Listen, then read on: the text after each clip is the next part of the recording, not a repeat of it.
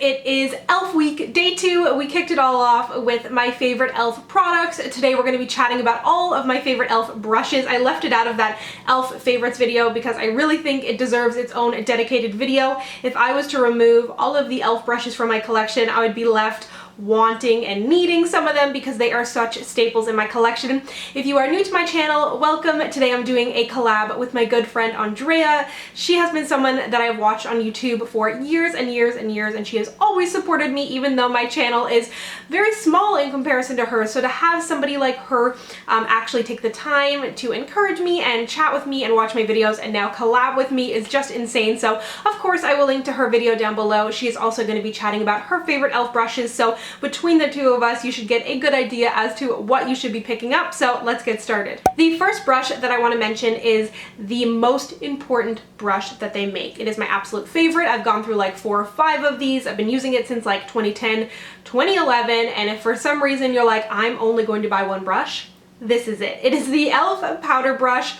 It gives amazing coverage for powder foundation, for liquid foundation. It's got a great flat top and it's densely packed enough, but not so much that it's too tight in there and it's kind of hard to control the pigment, and it doesn't pick up too much product. It buffs out things beautifully. I like to go in at the end of my makeup and kind of buff things out to make sure there's no harsh lines on my face. There are some similar brushes out there, but none that cost $3. And if this was to go missing from my makeup collection, I would definitely be lost. Something newer to my e.l.f. brush collection, but that has become a complete staple, is the Flawless Concealer Brush.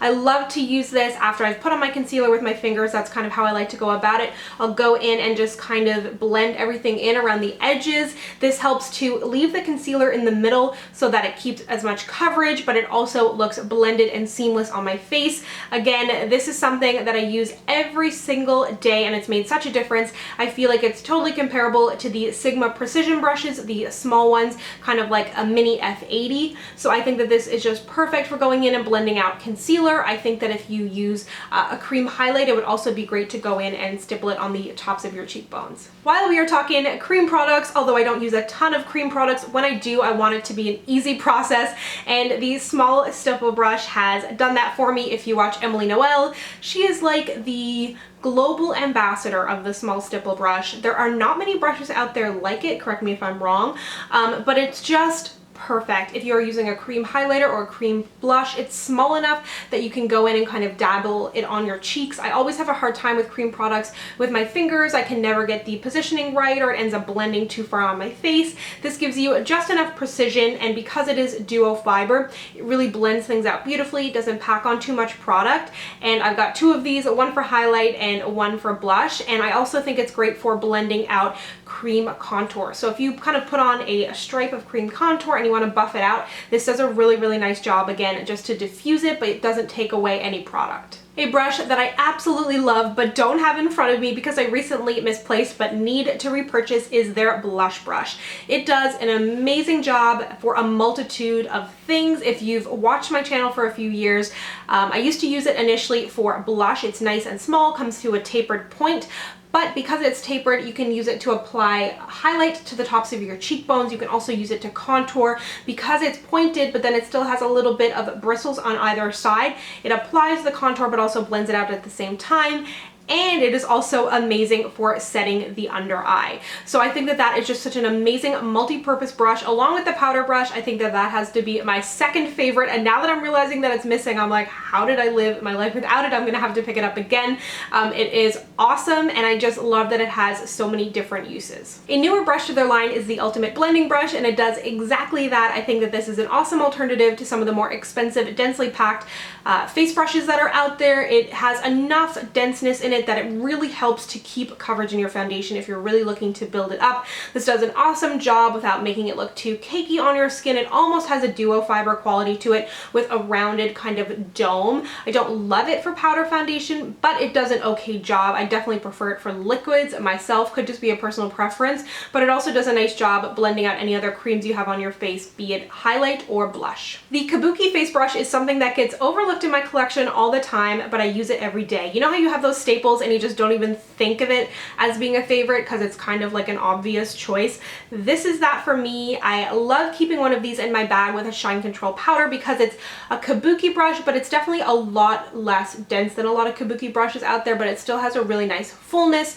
Again, I love to use this to buff everything out on my skin, similar to the powder brush, to make sure there's no harsh lines. It just stays right on top of my vanity, nice and compact, $6, and I think that it is just so good. Moving on to their angled brush, I purchased this and I was thinking it might be an alternative to my Sigma F40, a very similar kind of format, but it definitely is slightly denser. So I like to use this with products like the Makeup Forever Pro Fusion Bronzer, that kind of gel powder texture that's super densely packed, gorgeous and smooth, but can be hard to get up with a more fluffy brush. So this does a great job with blushes and bronzers like that. It may be a little too dense for blushes that are highly pigmented. It definitely picks up a lot of product, but that's why I like to use it with my products that are a little bit more densely packed, harder to get into. It's great for bronzing, and I also do like to use it for blush as well. The eyelash and brow wand is something that I think everybody needs. It costs $1 and it is just so handy to have around if you're using a brow product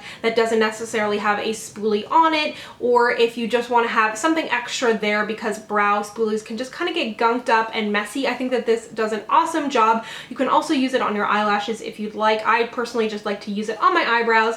When I'm starting my makeup routine, I will just brush out my brows. It does a great job. There's not much to be said about it, but it brushes my brows, costs $1, you need it. I have two flat shader brushes. This one is from the white collection. I can't remember what it's called. If it's just like e.l.f. Professional, I think. And then the black line is the Studio line, which is slightly more expensive, but still generally under $10.